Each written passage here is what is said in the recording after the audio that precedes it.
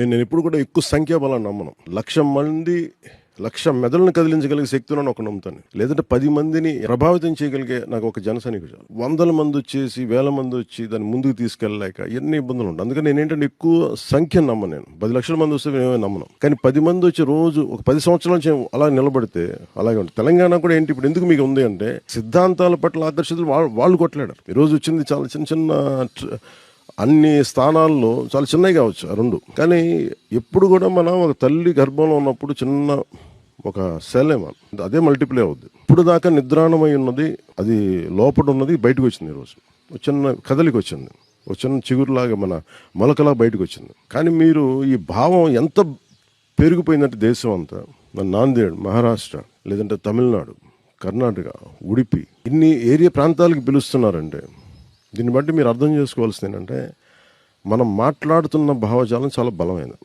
This is what 21st century needs.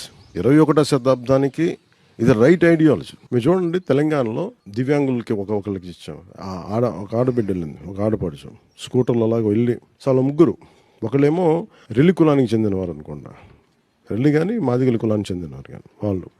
అంటే మనం ఎలా స్టార్ట్ చేసినప్పుడు ఇది మనం ఎంత ఇన్స్పిరేషన్ ఇవ్వగలం, ఎంతమందిని ముందుకు రాగలం, దట్స్ వాట్ చేంజ్ మనం తీసుకురాగలుగుతుంది.